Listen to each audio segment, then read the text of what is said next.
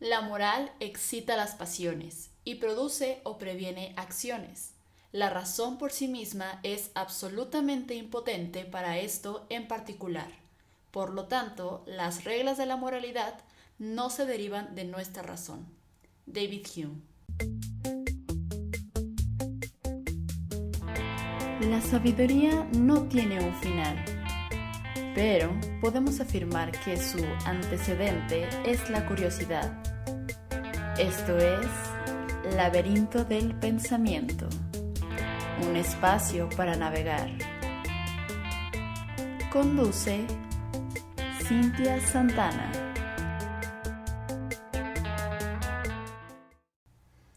Acabamos de escuchar una cita de David Hume, quien decía que la moral proviene de las pasiones y no de la razón.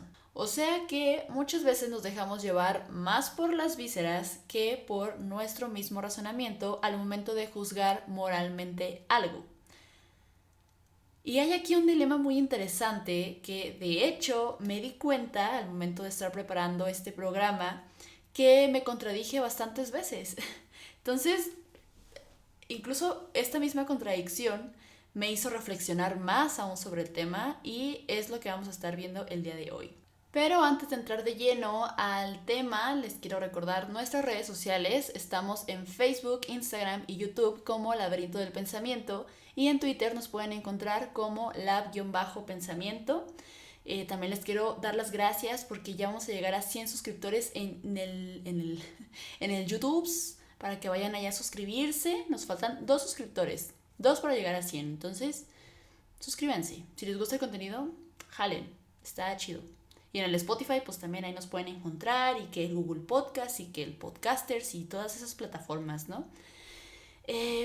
Pero bueno, ya entrando de lleno al programa, muchachos, hace unas semanas me enteré de que en la Universidad de Edimburgo, universidad en la cual asistió David Hume, había un edificio grande que creo que incluso era el más importante de todo el campus. Y este edificio tenía por nombre David Hume, porque pues fue uno de los estudiantes más destacados en toda la historia de la universidad, debido a sus grandes aportes que hizo tanto en filosofía como en psicología. Pero, pues, ¿esto qué, no? O sea, ¿por qué le estoy contando esto? ¿Qué fue lo que pasó? Resulta que recientemente varios de los directivos de la universidad decidieron remover el nombre de David Hume de este edificio. ¿Por qué? Por la siguiente razón. Abro cita. Todo viene de una nota a pie de página de su libro sobre los caracteres nacionales de 1753, que dice así: sospecho que los negros son naturalmente inferiores a los blancos. Rara vez hubo una nación civilizada de esa complexión, ni siquiera un individuo eminente en la acción o la especulación. No hay ingeniosas manufacturas entre ellos, ni artes, ni ciencias. Hay esclavos negros dispersos por toda Europa y en ellos no se ha descubierto ningún síntoma de ingenio. En Jamaica, sin embargo, se habla de un negro que toma parte en el aprendizaje, pero seguramente se le admira por logros exiguos, como un loro que ha aprendido a decir varias palabras. Cierro cita. Ok, pues claramente, o sea, imagínense, si esto fue dicho, y no solo dicho, sino escrito en un libro, que pues ya, o sea, al estar plasmado en un libro, eso quiere decir que va a estar ahí por el resto del tiempo de la humanidad.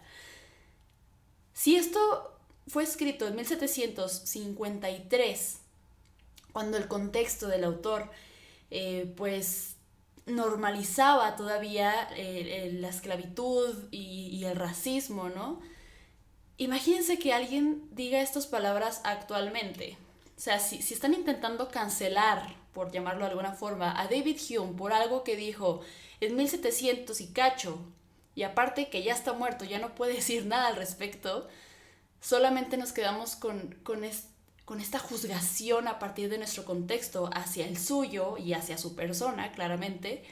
Imagínense que alguien lo diga ahorita, nadie le va a hablar, nadie se va a juntar con él, chusma chusma, e igual pues hasta la cárcel puede llegar a dar por promover el odio, ¿no? El discurso de odio. Pero estamos hablando de 1753 en Inglaterra. Faltaba un poco más de 80 años para que oficialmente se aboliera la esclavitud en las Inglaterras, de donde era David Hume. Fíjense, encontré esta información. En 1807 se prohibió la trata de esclavos en el territorio de Inglaterra a través del Acta del Comercio de Esclavos. El 23 de agosto de 1833 se aprobó la Ley de Abolición de la Esclavitud y el 1 de agosto de 1834, un año después, quedaban libres todos los esclavos de las colonias británicas.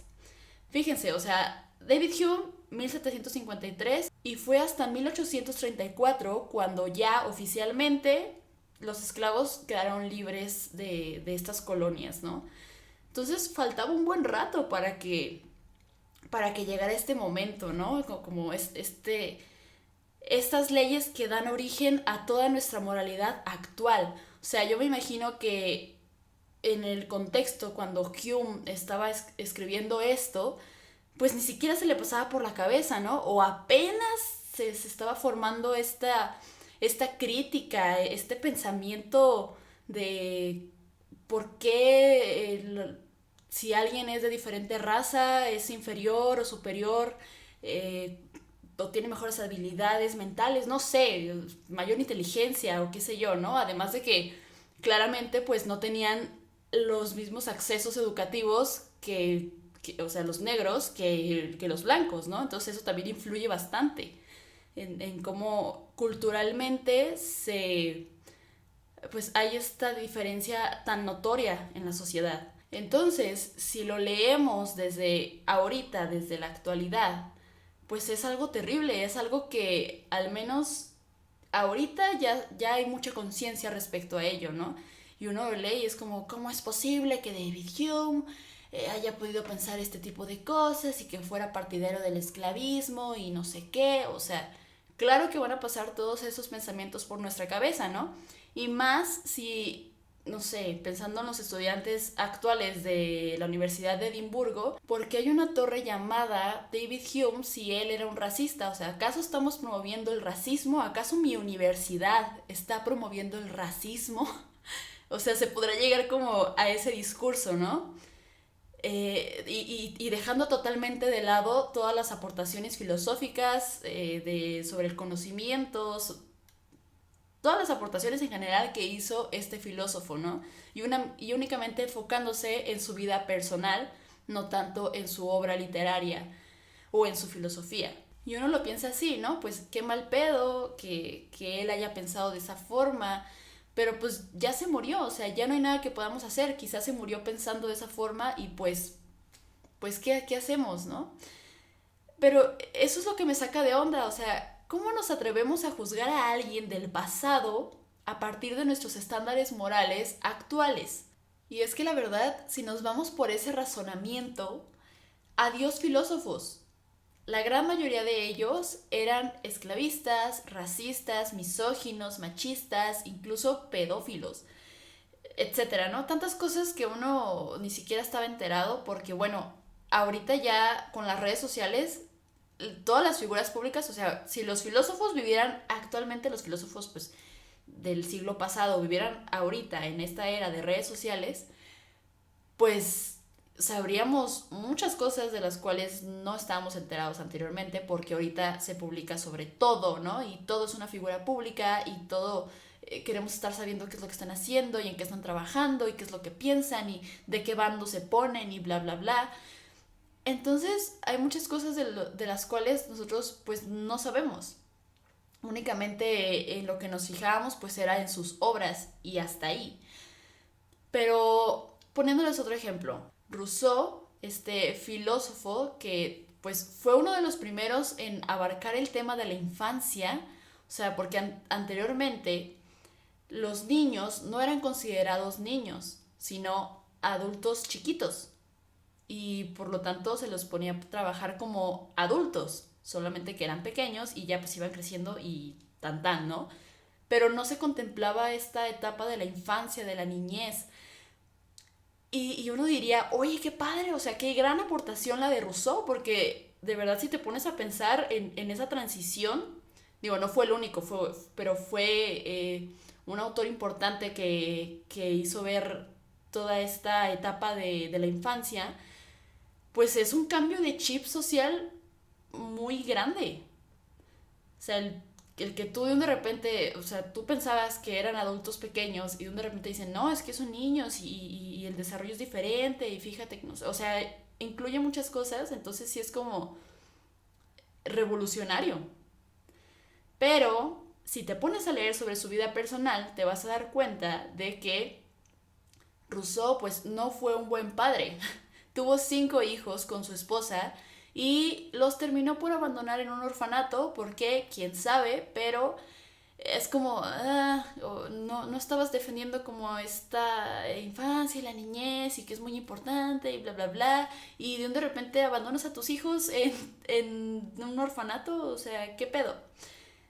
Entonces son estas cositas que, la neta, hablando en cuanto a su filosofía, pues son cosas muy importantes que de verdad han generado grandes cambios en la sociedad, pero pues otra cosa ya es cómo ellos viven su vida, ¿no? O como nos decía un maestro en la universidad de ahí de filosofía, que Platón, Aristóteles y demás filósofos griegos pudieron hacer filosofía gracias a que tenían esclavos, o sea que no, sus mentes no estaban ocupadas en otra cosa más que en pensar y reflexionar y hacer filosofía.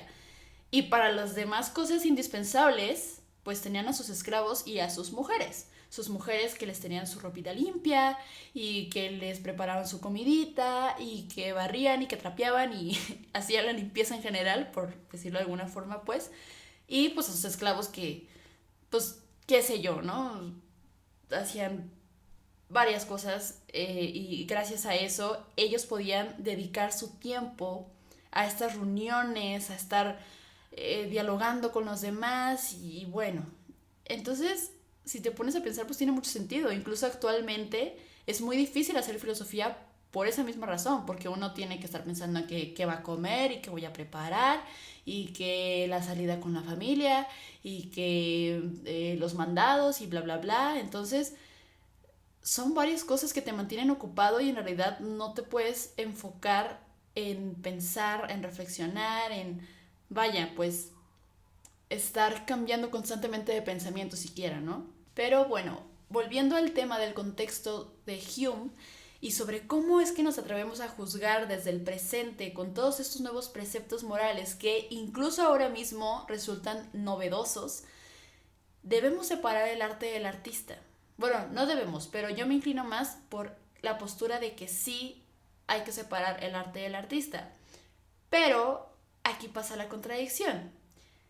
Porque a pesar de que considero importante tomar en cuenta el contexto de los autores para comprender la obra o para comprender por qué Hume dijo tal cosa, también defiendo la postura de separar el arte del artista.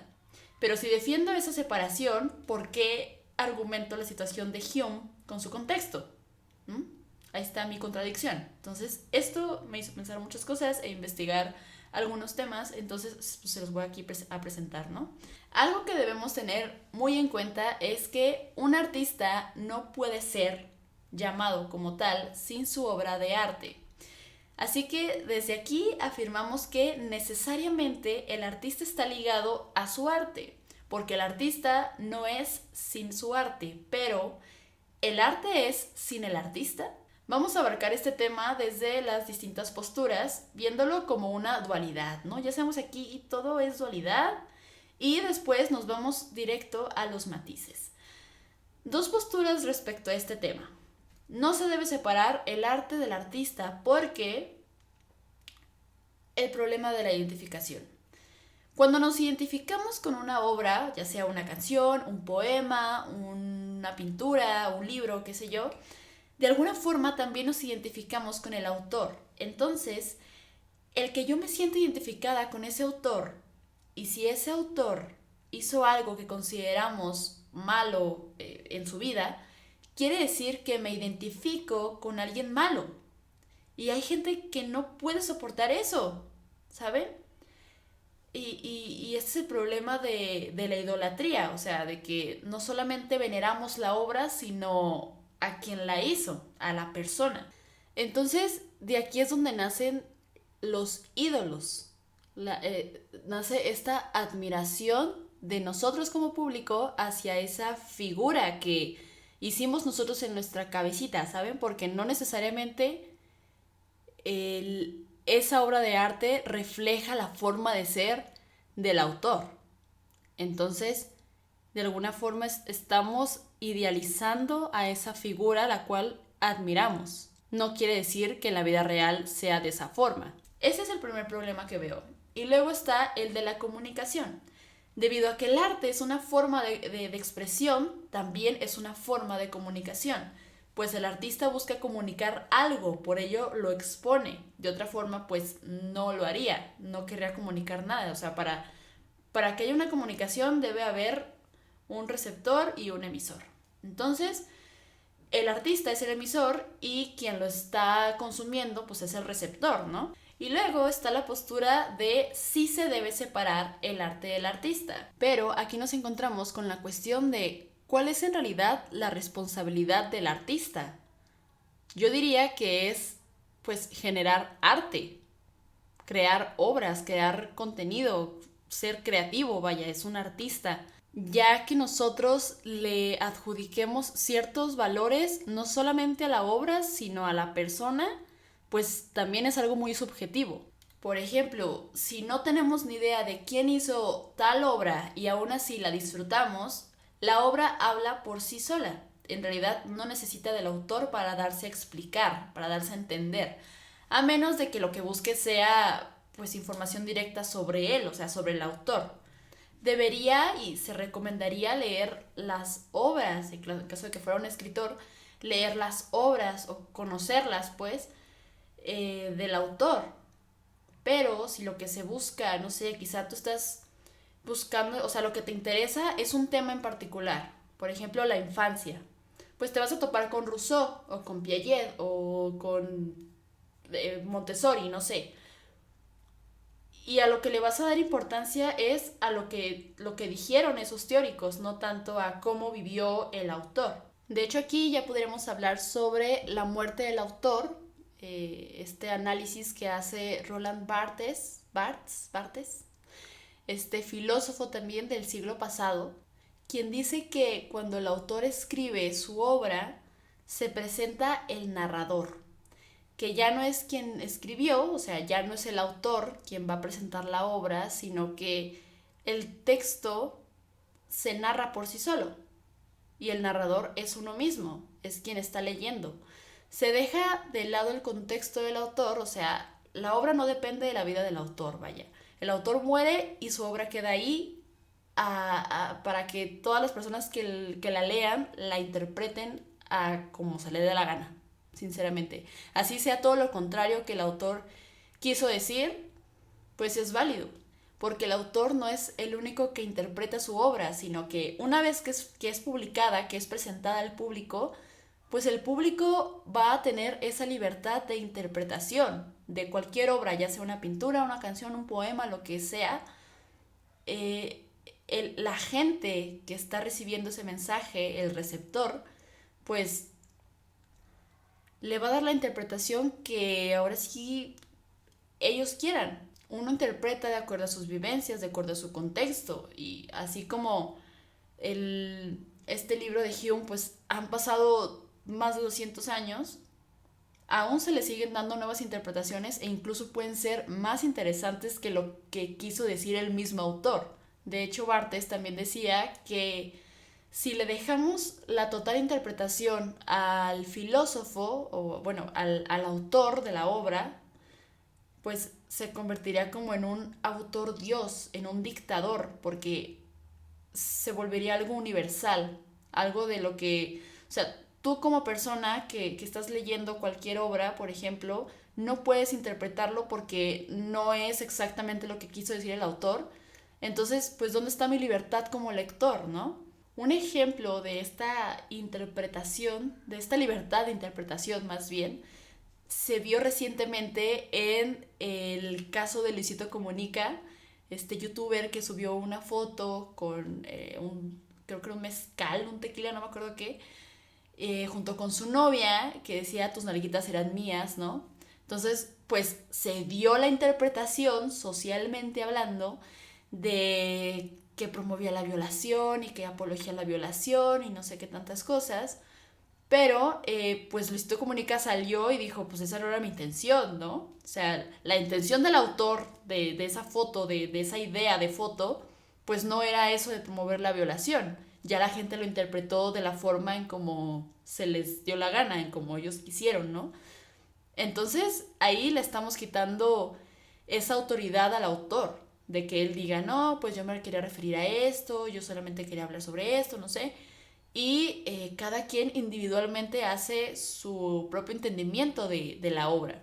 O por ejemplo, con Lana del Rey Bebé, que a mí me gusta mucho su música, también fue muy criticada porque tiene una canción que se llama National Anthem, en donde dice la frase Money is the reason we exist, everybody knows it, it's a fact. O sea, el dinero es la razón por la cual existimos, todos lo sabemos, es un hecho. Entonces todos empezaron a decir, ¿cómo es posible que esta mujer pues, defendiendo el poder que te da el dinero, qué onda con los pobres, bla, bla, bla, ¿no? Pero mi manera de interpretarlo, o sea, yo cuando escuché esa canción fue como más bien una crítica a ese sistema. O sea, tú escuchas la canción y es muy, muy egocentrista. Entonces yo lo vi como una crítica, o sea, en general, no nada más a lo del dinero, sino como a ese egocentrismo, ¿no? O otro caso muy famosillo, pues el de Gloria Trevi. O sea, todo lo que ya sabemos que hizo con Andrade, pues esta red de prostitución infantil, pedofilia, o sea, hay muchas cosas ahí muy macabras que hicieron creo que fue en los años 90, Andrade y Trevi, y que ahorita pues ambos están libres y la gente sigue escuchando la música de Trevi como si nada hubiera pasado, ¿no? O sea, ya quedó como perdonada socialmente. Pero, o sea, por una parte está eso, ¿no? De que hizo atrocidades, fue cómplice de cosas muy, muy feas. Pero si nos ponemos en el contexto, cuando recién inició Trevi su carrera, pues fue una mujer que dio paso a la libertad sexual de la mujer aquí en México. Entonces, por eso hay tanta división en estos temas, ¿no? Todos estos personajes que acabamos de mencionar, pues están vivos, es de ahorita, es reciente, ¿no? Pero filósofos, no sé, Hume, Rousseau, eh, Sartre, no sé, cualquier otro que ya está muerto, pues ¿qué haces? O sea, está en ti, si quieres dejar de consumir sus obras, pues excelente, ¿no? Y si quieres dejar de lado todas las aportaciones que hicieron, pues está bien. Creo que ahí el problema sería imponer. Entonces, con todo esto, pues cada quien lo interpreta desde su contexto y experiencias. El autor deja de tener el control de su obra y ahora es el público quien lo tiene, no en colectivo, sino individualmente. Ahora, algunas de las preguntas que me surgen es si toda obra debe tener un significado universal y absoluto, cual Dios, porque, pues, ¿qué no se supone que el arte es subjetivo? Porque cada quien le otorga un significado diferente. O sea, esto pasa mucho con las canciones, ¿no? Sí, a lo mejor, no sé, cualquier artista, cualquier cantante escribe una canción hablando de sus exnovios, pero yo la escucho y me identifico con alguien que perdí, que no necesariamente es alguno de mis exnovios, simplemente, no sé, a lo mejor con mis padres que ya murieron o algún hermano que tuvo que ir del país o qué sé yo. O sea, si el tema principal es como la despedida de esta canción, pues yo me puedo identificar con esa canción, no necesariamente de la persona de la cual está hablando el autor principal, ¿saben? Y es por este tipo de perspectivas que el arte posmoderno ha sido todo un éxito, porque un simple vaso de agua puede significar el origen de la vida para alguien, y ese alguien decide comprarlo en más de 1 millón de pesos, porque sí existen los casos, de que literal es, no sé, un bote de basura, ¿no? Y para alguien es, no sé, representa algo muy interesante, muy importante en su vida. Es algo bastante subjetivo, vaya. Entonces, pues si alguien está dispuesto a pagar por ese significado, porque en realidad no estás pagando por el objeto, sino por el significado que tú le das, pues, ¿qué se le hace, no? En fin, antes de pasar al reto semanal, les comparto otra frase de David Hume que dice así: no hay nada en sí mismo valioso o despreciable, deseable u odioso, bello o deforme, sino que estos atributos nacen de la particular constitución y estructura del sentimiento y afecto humano. O sea, hace que nada per se es valioso, despreciable, deseable u odioso, todo esto que dice Hume en esta frase, sino que el humano mismo es quien le atribuye esos juicios de valor. Ahora sí, vamos con el reto semanal. En esta ocasión, pues se hizo esta pregunta de ¿se debe separar el arte del artista? Ernesto del Toro nos dice lo siguiente: considero que no se puede hacer tal cosa. Quien pretenda hacerlo se encuentra en un problema, porque si, como dice Heidegger, el artista es el origen de la obra es el origen del artista. Ninguno puede ser sin el otro, pero ninguno de los dos soporta tampoco al otro por separado. El artista y la obra son en sí mismos y recíprocamente por medio de un tercero que viene a ser lo primero, aquello de donde el artista y la obra reciben sus nombres, el arte. Al separarlos, se elimina el arte o lo artístico y se empieza a juzgar con parámetros morales. Gracias, Ernesto, por participar en el reto semanal. Aquí algo que yo diría es lo que dije al principio, ¿no? Un artista no puede ser llamado como tal sin su obra de arte, pero el arte puede ser llamado arte por sí solo sin contemplar al artista, ¿no? Y creo que Heidegger no estaría tan de acuerdo con esta postura, pero yo creo que sí una obra de arte podría comunicarse por sí sola debido a las interpretaciones que nosotros mismos le damos. No necesariamente el autor debe imponer su interpretación como si fuera la única, ¿no? Que creo que idealmente sería lo esperado, no sé si decirlo correcto, pero lo que uno esperaría, ¿no? Como, no sé, si te preguntas a otra persona que ni siquiera conoce al autor, ¿no? Oye, ¿tú qué opinas sobre esta pieza? Ah, no, pues yo digo que esto y así, y uno puede imaginar muchas cosas, ¿no? De por qué el autor hizo esa obra. Ya si le preguntas al autor, seguramente te va a decir algo muy diferente. Pero eso no es lo que sucede en realidad. La verdad, ya aterrizando, es que cada quien le va a otorgar su significado personal. Y creo que ya la interpretación oficial del autor, del artista, sería como un plus, ¿saben? Y ya hablando sobre los parámetros morales que menciona Ernesto también, creo que aquí lo importante es hacer énfasis en que no se está juzgando moralmente a la obra artística, sino a la persona, al autor, porque lo moral es humano, como decía Hume. Eric nos dice lo siguiente: algunos dicen que una cosa es el arte y obvio otra el artista, y que no hay que mamar con las biografías.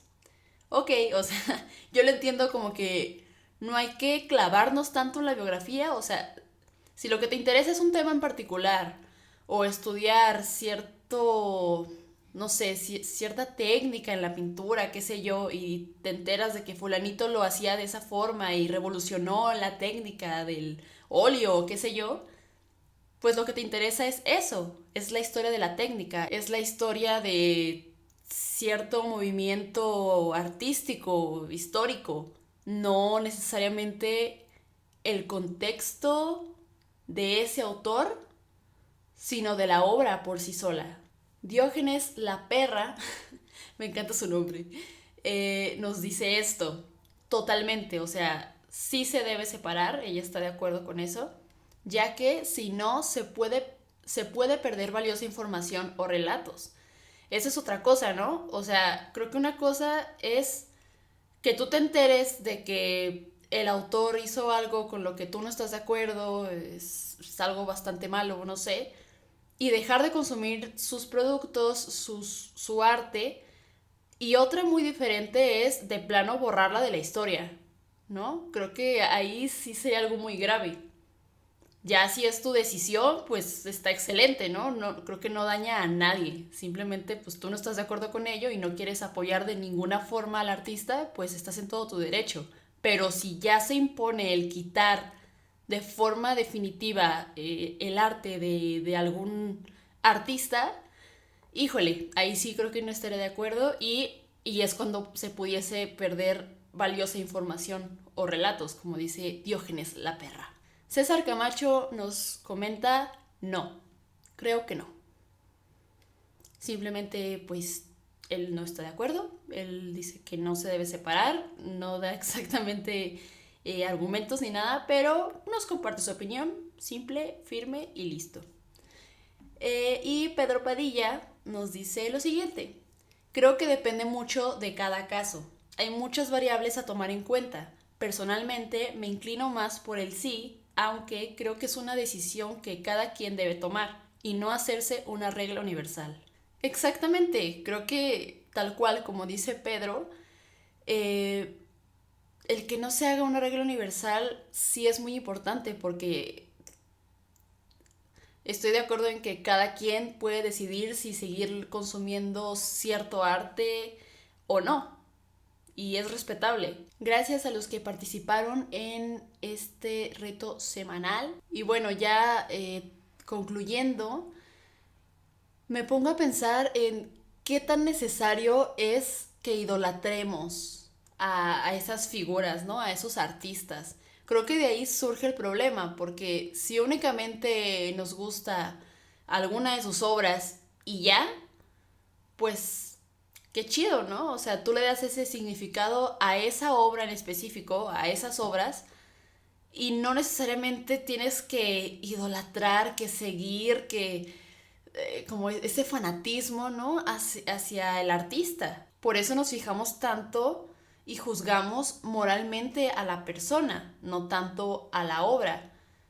Bueno, que igual y sí se puede dar, es verdad. Sí, sí ha pasado, sí, sí puede pasar, pero al final remite al artista. O sea, sí están ligados, pero creo que ya es decisión de cada quien como decir, ¿sabes qué? Yo sí puedo soportar el pensar que fulanito hizo esto, pues vas, ¿no?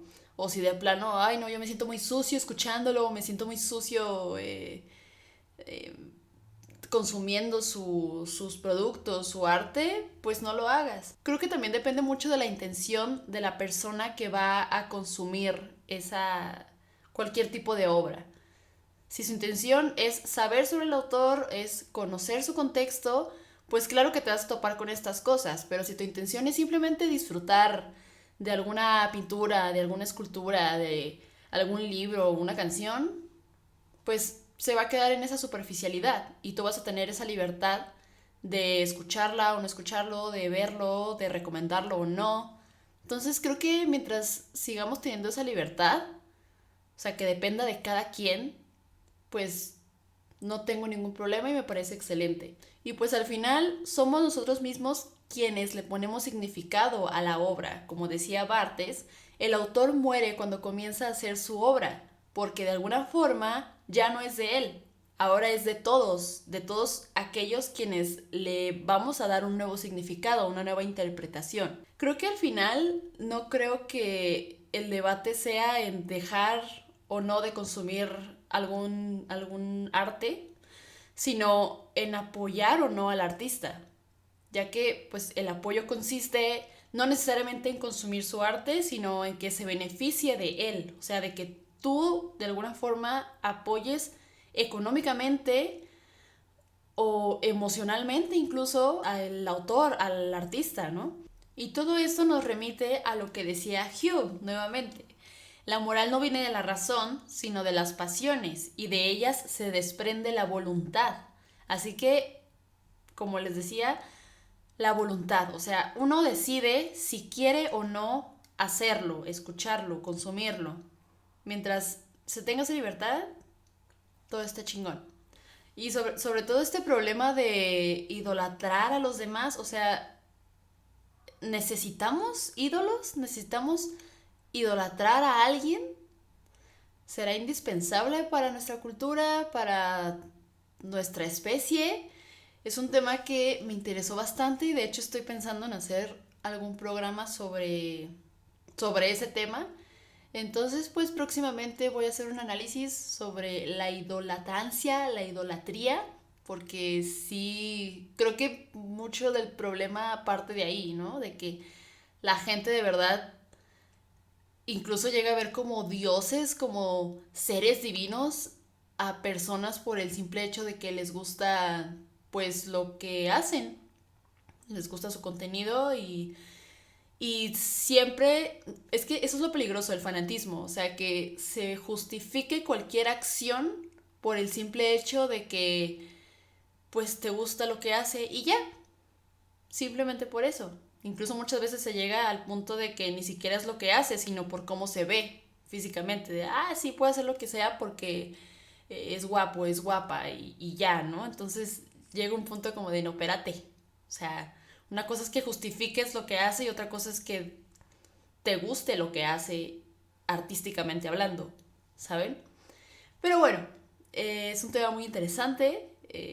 Ambas posturas están, pues la verdad tiene muy buenos argumentos y pues claro, ¿no? Siempre hay que considerar al artista, pero les digo, creo que también depende mucho de la intención que uno como público, como espectador, tiene. O sea, si vas a buscar un tema en específico o si vas a buscar sobre la biografía de ese autor en específico o el contexto del autor y de la obra. Entonces, bueno, hay muchas variables, como decía Pedro en su comentario, que contemplar. Si tú estás a gusto haciéndolo, si no te sientes bien haciéndolo, pues tienes completa libertad en consumir o no consumir. Entonces, pues esto sería todo. Muchas gracias a quienes escucharon, a quienes vieron en YouTube. Ya saben que nos encuentran en redes sociales como Laberinto del Pensamiento y en diferentes plataformas de podcast. Cada sábado hay nuevo programa. Y si les gustaría que hablara de algún tema en específico, pues escríbanos ahí, que en el Facebook o que en el Instagram, ¿eh? Y pues ya, vamos añadiendo a la lista de temas próximos. Gracias, bye.